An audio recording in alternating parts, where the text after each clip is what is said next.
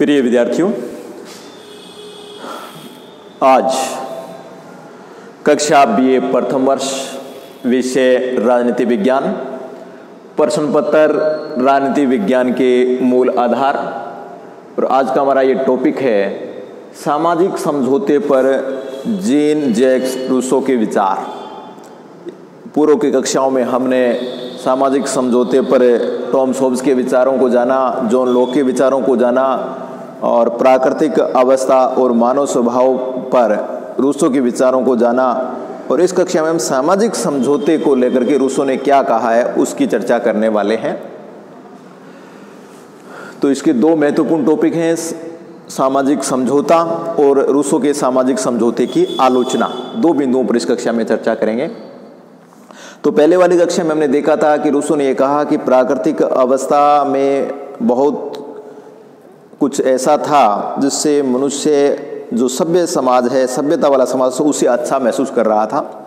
लेकिन उसी समय जनसंख्या में बढ़ोतरी हो गई, निजी संपत्ति का जन्म हो गया, तेरे मेरे की भावना आ गई और जनसंख्या वृद्धि ने प्राकृतिक अवस्था को प्राकृतिक नहीं रहने दिया और सभ्यता और संस्कृति का विकास हुआ। उसने मनुष्य की स्वतंत्रता को छीन लिया। निजी संपत्ति, तेरी मेरी की भावना और जनसंख्या की वृद्धि ने प्राकृतिक अवस्था की सरलता, समानता तथा प्रसन्नता को समाप्त कर दिया। और इसकी समाप्ति के परिणाम स्वरूप युद्ध व संघर्ष का वातावरण बढ़ा। इस युद्ध और संघर्ष के वातावरण से मुक्ति पाने हेतु व्यक्तियों ने पारस्परिक समझौते द्वारा समाज की स्थापना का निश्चय किया। यानी सभी व्यक्तियों ने कहा कि जो वातावरण बना हुआ है युद्ध जैसा, संघर्ष जैसा, जिसमें एक व्यक्ति दूसरे को छीन रहा है, प्राकृतिक अवस्था अब समाप्त हो गई है, सबके अधिकारों में टकराव हो गया है, प्रकृति अब सबको स्वतंत्र रूप से प्रदान नहीं कर सकती, इसलिए हमें कोई न कोई व्यवस्था बनानी पड़ेगी। और इस व्यवस्था के लिए सभी व्यक्तियों ने मिलकर के एक समझौता किया। उस समझौते के परिणाम स्वरूप, उस समझौते द्वारा ही समाज की स्थापना हुई। समाज और राज्य को रूसो एक ही मान रहे हैं, या हम यूँ कह सकते हैं कि राज्य की स्थापना हुई। सभी व्यक्ति एक स्थान पर एकत्रित हुए और इन सभी व्यक्तियों ने अपने संपूर्ण अधिकारों का समर्पण संपूर्ण समाज के प्रति कर दिया, किसी व्यक्ति के प्रति नहीं। यानी इस युद्ध और संघर्ष की परिस्थितियों से मुक्ति पाने के लिए सभी व्यक्ति एक जगह एकत्रित हुए और उन्होंने परस्पर समझौता किया। एक व्यक्ति ने दूसरे व्यक्ति, या हम ये कह सकते हैं एक व्यक्ति ने वो समझौता संपूर्ण समाज के साथ किया और ऐसा प्रत्येक व्यक्ति ने किया। यानी संपूर्ण समाज के लोग एक जगह एकत्रित हुए सभी व्यक्ति, और उन्होंने मिलकर के एक सामूहिक समझौता किया। और जो भी अधिकार प्राकृतिक अवस्था में उनके पास थे वो सारे अधिकार सभी व्यक्तियों ने त्याग दिए और वो सारी शक्ति किसको सौंप दी? उस समझौते के परिणाम स्वरूप उत्पन्न होने वाली राज्य या समाज को सौंप दी। इस समझौते के परिणाम स्वरूप संपूर्ण समाज की एक सामान्य इच्छा उत्पन्न होती है। यानी इस समझौते के परिणाम स्वरूप संपूर्ण समाज की एक सामान्य इच्छा उत्पन्न हुई और सभी व्यक्ति सामान्य इच्छा के अधीन रहते हुए अपना अपना कार्य करते हैं। यानी जो समाज बना और समाज की एक सामान्य इच्छा होती है और इस सामान्य इच्छा के अनुसार सभी व्यक्ति अपना अपना कार्य संपन्न करेंगे। रूसो ने आगे कहा है, प्रत्येक अपने व्यक्तित्व और अपनी पूर्ण शक्ति को सामान्य प्रयोग के लिए सामान्य इच्छा के सर्वोच्च निर्देशन के अधीन समर्पित करता है तथा एक समूह के रूप में हम में से प्रत्येक व्यक्ति समूह के अविभाज्य अंग के रूप में अपने व्यक्तित्व तथा अपनी पूर्ण शक्ति को प्राप्त कर लेता है। यानी रूसो ने कहा कि उसने जो अधिकारों का समर्पण किया है वो सामान्य इच्छा के प्रति किया है।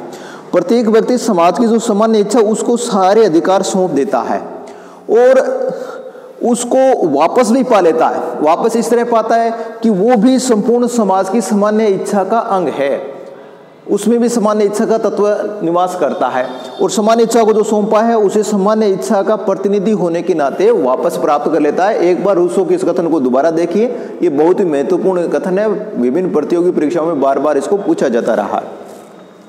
प्रत्येक अपने व्यक्तित्व और अपनी पूर्ण शक्ति को सामान्य प्रयोग के लिए सामान्य इच्छा के सर्वोच्च निर्देशन के अधीन समर्पित करता है तथा एक समूह के रूप में हम में से प्रत्येक व्यक्ति समूह के अविभाज्य अंग के रूप में अपने व्यक्तित्व तथा अपनी पूर्ण शक्ति को प्राप्त कर लेता है।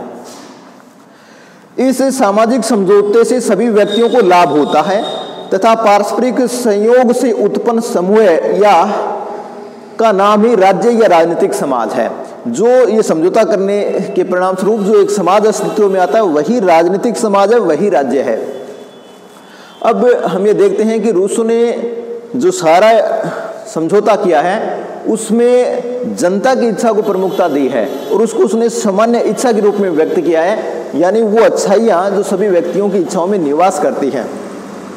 अब रूसो के सामाजिक समझौते की आलोचना, पहली आलोचना ये है कि प्राकृतिक अवस्था काल्पनिक है। रूसो ने जिस प्रकार की प्राकृतिक अवस्था का चित्रण किया है वो काल्पनिक है, उस प्रकार की प्राकृतिक अवस्था पहले कभी नहीं रही है। गार्नर ने कहा है कि ऐसी अवस्था केवल कवि या दार्शनिक के मस्तिष्क या दिमाग में ही आ सकती है, वास्तव में नहीं हो सकती, वास्तविकता में नहीं हो सकती।